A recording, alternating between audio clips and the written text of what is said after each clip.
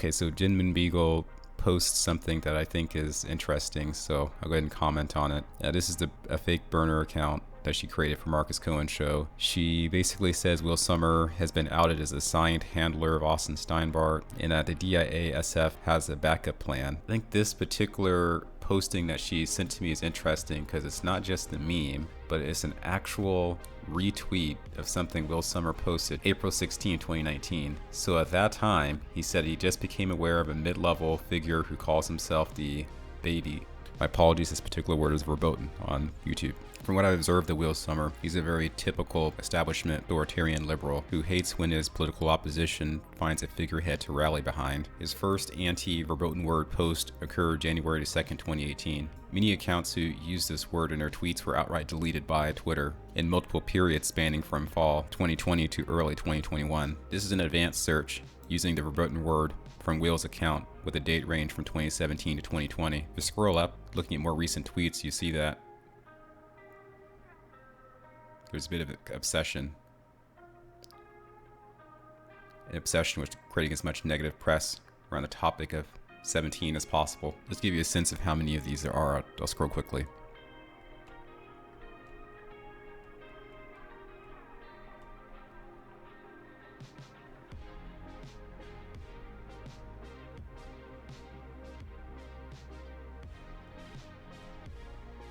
It just keeps going and going and going. Random read. The alleged cult has already held one 17 event. Meanwhile, top 17 promoters on Twitter and YouTube are flocking the compound to speak to members of Rantha Group. This is random, by the way. Apparently knows what Rantha is. So at least now we know where this keyword association of this word with Austin's group, SMG, possibly came from. Someone could have read some of Will's post, or perhaps there were 17 followers who really went to a Rantha group and that association stuck within the 17 movement. Perhaps deeper investigation here is required.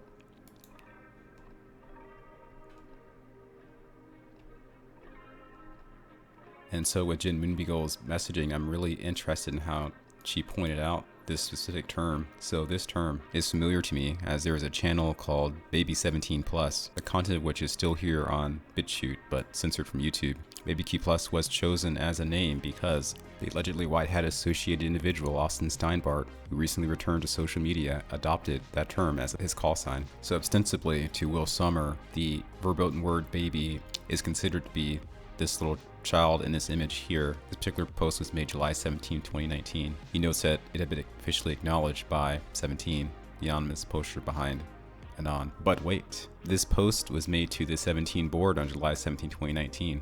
What was the date that you saw before? April 16, 2019. So that's actually before the baby even appeared. This Rolling Stone article dated July 18, 2019 confirms that the baby in question appeared in the crowd in a rally that occurred in Greenville, North Carolina on the 17th of that year. So that would seem to suggest that this earlier dated post may be referencing a more mature individual who goes by this appellation, 17 Baby. Austin did have some postings onto his YouTube account in the years in 2019, I believe even 2018. I do not recall that he referred to himself as Baby Q. And I find it interesting that the term mid-level is used to suggest a mid-ranked individual who is known April 16th. Is this individual Austin or someone else? I don't know. But it's noteworthy that an interview was arranged between Austin and this individual May 25th, 2021, shortly after Austin had been released from jail. Will does not appear to take this man's side throughout the course of the whole interview. In a twisted world, I imagine possibly this could be a form of hazing or submission training, assuming somehow Will is a handler. I was informed previously that the setup of this interview was completely above board. Now we go deeper. So Jennifer Moonbeagle posted this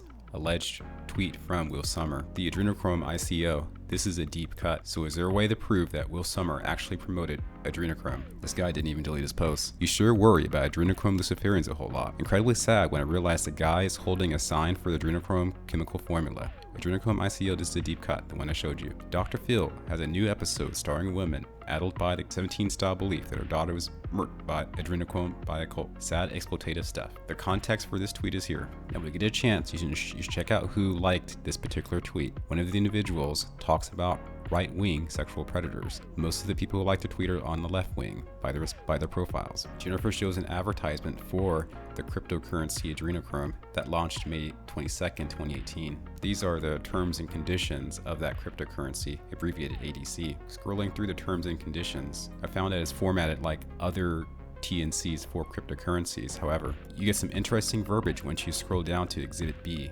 I'm gonna go to point 4. Prohibitively high bloodletting for transactions. All transactions over Ethereum blockchain, including the transfer ADC tokens, have a real-world cost in ADC bloodletting.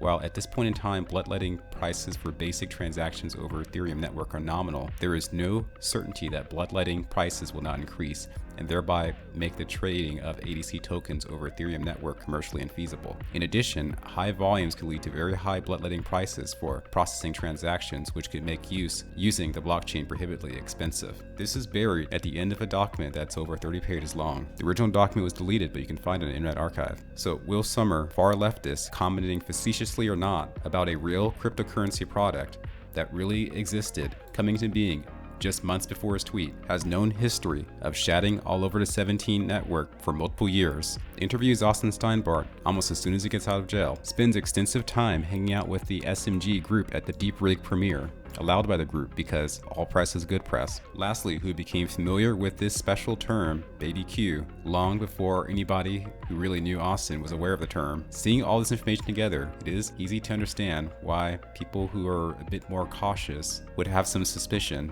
about Will Sommer in his relationship with SMG. I suspect this may be the last video I really cover on the topic of Will Sommer, as besides demonstrating he's a bit 17 obsessed at the least, and possibly worse if there's some projection going on, I really have no actual proof of infiltration of SMG by this man. If you call interacting with the group at all as infiltration, then maybe that has occurred through the evidence shown. But the real question that people have is there a specific hierarchy where individuals are taking orders either from Will or others in a different association that's not been publicized? At this point, I can really only offer the practical advice to those within the SMG orbit who rally to help assist a grassroots Great Awakening.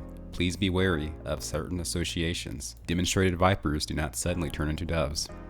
P.S. Using the search term Rantha, it appears that post that I showed you is literally the only one on Will Sommer's account that actually uses the word. That's almost like winning the lottery to scroll on the screen and randomly hit this particular tweet. He does it in response to this one. The tweet is a reply to a post where he promotes a Daily Beast article that talks about how 17 teams up with the cult leader of the Rantha in Washington State. But really, it's just a promotion by that group for people to look into the 17 theory. Does Will know more about this cult than he lets on? That's all, truth seekers. Again, I would beware of this individual.